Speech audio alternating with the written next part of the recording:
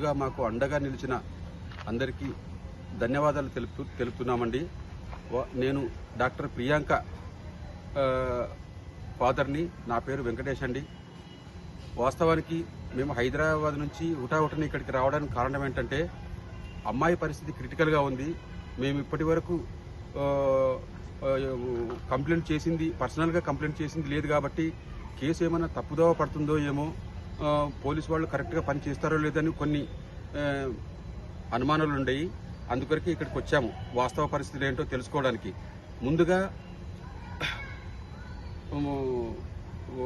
Home minister Anita madam గారికి, SP గారికి, జిల్లా కలెక్టర్ గారికి, అలాగే ఎమ్మెల్యే వాసు గారికి, తర్వాత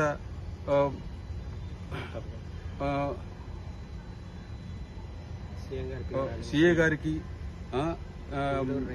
ఎస్పీ గారికి, డిఎస్పీ గారికి, వీళ్ళందరినీ కలిసిన తర్వాత నిజంగా వీళ్ళందరికీ చేతులెత్తి మొక్కుతున్నాను నేను. ఇక్కడ మేము వచ్చిన తర్వాత మేము అనుకున్నది ఏంటి, ఇక్కడికి వచ్చిన తర్వాత ఏంటి అనేది మేము రియలైజ్ అయ్యాము. ముఖ్యంగా అనితా మేడం గారు మాటలని కొన్ని వక్రీకరించినట్టు, ఏదో ఒక ఛానల్ వక్రీకరించినట్టుగా మాకు తెలిసింది.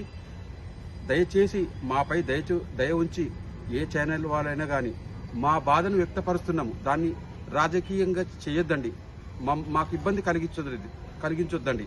మాకు న్యాయము జరుగుతుందని మీరందరూ అండగా నిలిచి చేస్తున్నది నిజంగా మాకు సంతోషము.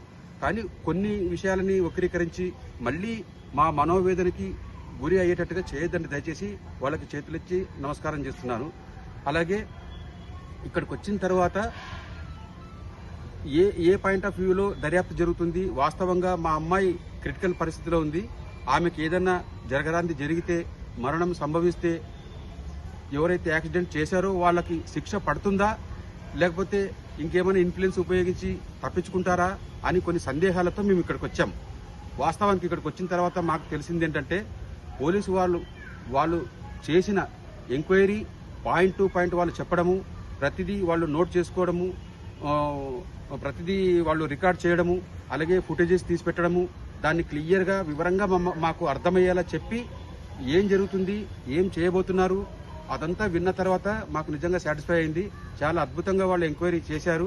ఖచ్చితంగా అంతా కూడా తప్పించుకునే మార్గమే లేదు, అలా చేశారు. వాళ్ళు గట్టి హామీ కూడా ఇచ్చారు మాకు చాలా సాటిస్ఫై అయ్యాం మేము. వాళ్ళు ఫర్దర్గా కూడా మీకు అండగా ఉండి నిందితులు ఎక్కడ తప్పించుకోకుండా ఖచ్చితంగా శిక్ష పడే నిజంగా వాళ్ళు హామీ ఇచ్చారు. కాబట్టి మేము మా సందేహాలు ఇప్పుడు నివృత్తి అయినాయి కాబట్టి చాలా సంతోషము. తర్వాత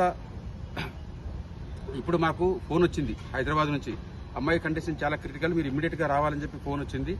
డాక్టర్లు ఫోన్ చేశారు, మేము బయలుదేరి వెళ్ళిపోతున్నాము. మా కొరకు డిపార్ట్మెంట్ వాళ్ళు చేసిన ప్రయత్నము, అంటే వాళ్ళు చేసిన దర్యాప్తులు కానీ, ఎస్పీ గారు, ముఖ్యంగా ఎస్పీ గారు,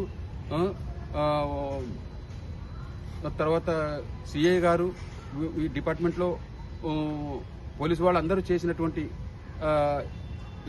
ఇన్వెస్టిగేషన్లు అవన్నీ చాలా చాలా క్లియర్గా ఉన్నాయి. మాకు ఎలాంటి సందేహం ఇప్పుడు లేదు. ఎందుకంటే మాకు సందేహంతోనే వచ్చాము యాక్చువల్గా. అది ఏమైనా మిస్యూజ్ అవుతుందేమో అనే ఉద్దేశంతోనే వచ్చాము యాక్చువల్గా. అక్కడ చావు బతుకుల మధ్య నా బిడ్డ కొట్టుమిట్టాడుతుంటే కూడా తర్వాత మిస్యూజ్ కాకూడదు, నిందితులు తప్పించుకోకూడదు అనే ఉద్దేశంతో ఇక్కడికి వచ్చాము. అనుమానాలతోటి ఇక్కడికి వచ్చిన తర్వాత మాకు క్లియర్గా మాకు అర్థమైంది. వాళ్ళు ప్రతిదీ మాకు ఎక్స్ప్లెయిన్ చేసి సెక్షన్లు ఎలా మారతాయి, వాళ్లకు శిక్ష పడడానికి వాళ్ళు ఏం చేస్తున్నారో అన్ని వివరించారు. నిజంగా చేతులెత్తి వాళ్ళకి నమస్కారం చేస్తున్నాను. మా కొరకు హృదయపూర్వకంగా నిజంగా వాళ్ళు కష్టపడి ప్రతిదీ కరెక్ట్గా నోట్ చేశారు. మాకు చాలా సంతోషం.